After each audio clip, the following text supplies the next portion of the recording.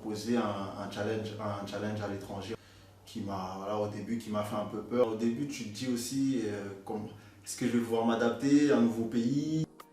Donc, Frankele Souma, 23 ans, je joue actuellement au PFC Montana en D2 en Bulgarie.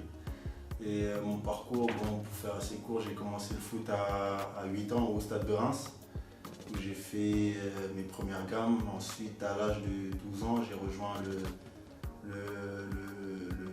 la préformation de 3 du coup.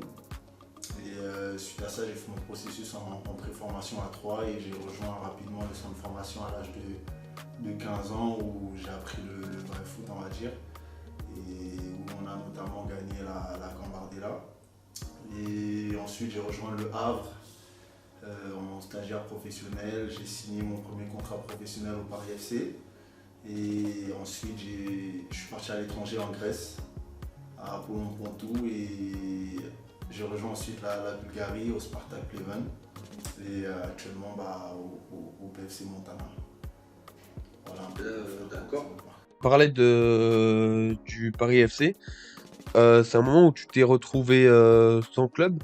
Comment s'est passée la transition entre le Paris FC et justement ta signature en Grèce? Là, du coup, au Paris FC, c'est ça, je signe un contrat de 1 an avec un accord de 2 ans d'option avec le club. Et je fais plutôt un bon début de saison. Je joue très rapidement en Ligue 2 lors de la deuxième journée. Et suite à ça, j'ai une grosse blessure au genou qui m'écarte des terrains toute la saison. Et le club décide en fin de saison avec la nouvelle direction et le nouveau coach de ne pas me prolonger tout simplement. Et donc je me retrouve sans club à ce moment-là. Enfin, j'avais plusieurs propositions que j'avais refusées à ce moment-là et je me suis retrouvé en fin de mercato sans club.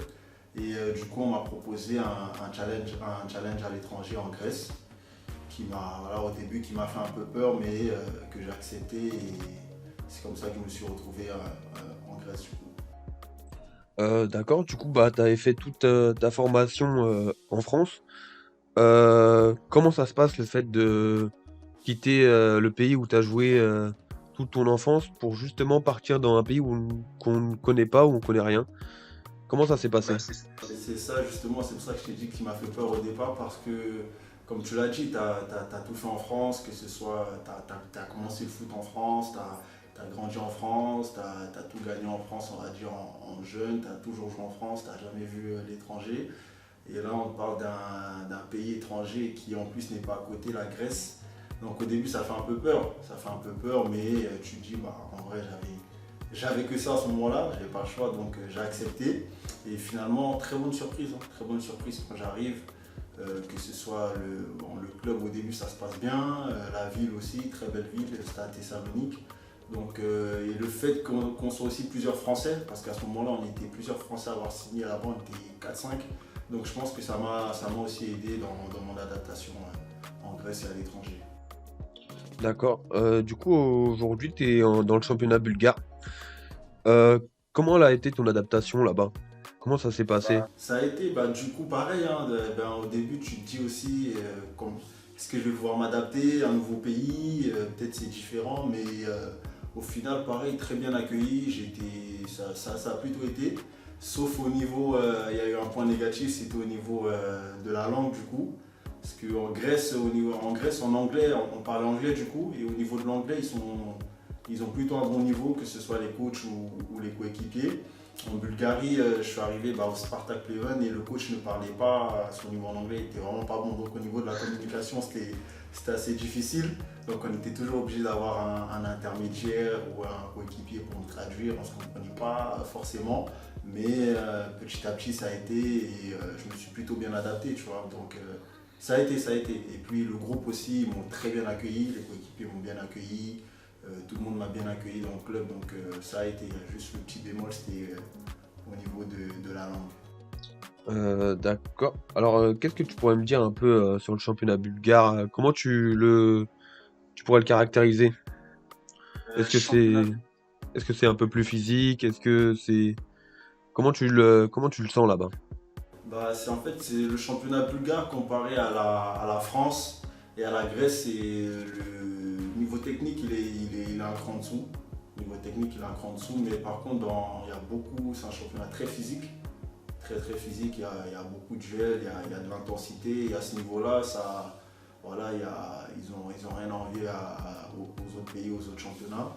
Mais ouais, si je devrais donner des caractéristiques de ce championnat, c'est vraiment pour son côté combatif, quoi. Il y a de l'intensité, il y a des duels, les équipes elles lâchent rien, c'est le match, il n'est jamais terminé. Après, je pense par rapport aux autres championnats, le petit bémol, c'est un peu au niveau technique où ils sont un cran en dessous.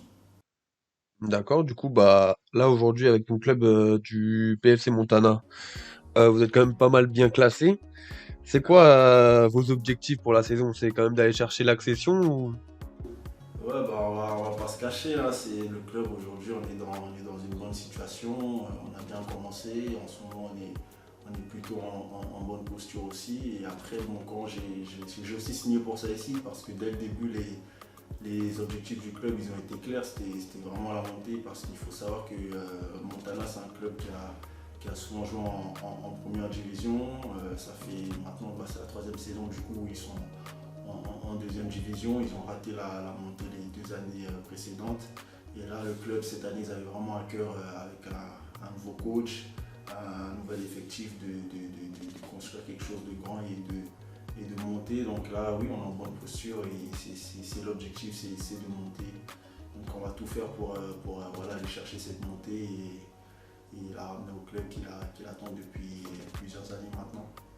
D'accord, bon, on a vu les objectifs de ton club. Maintenant, est-ce que toi, tu as des objectifs personnels à court, moyen ou long terme dans ta carrière? Ouais, bien sûr, bien sûr. Après, à court terme, c'est voilà, de continuer d'avoir le maximum de temps de jeu possible, continuer d'enchaîner les matchs, pas se blesser, d'aider l'équipe au maximum comme je peux faire. Et ensuite, sur le plan personnel, c'est voilà, va rajouter à tout ça quelques statistiques qui vont aider aussi le collectif et voilà, aller chercher cette montée en première division qui serait aussi bah, pour moi dans ma carrière une première. Donc voilà les objectifs si on peut dire ça.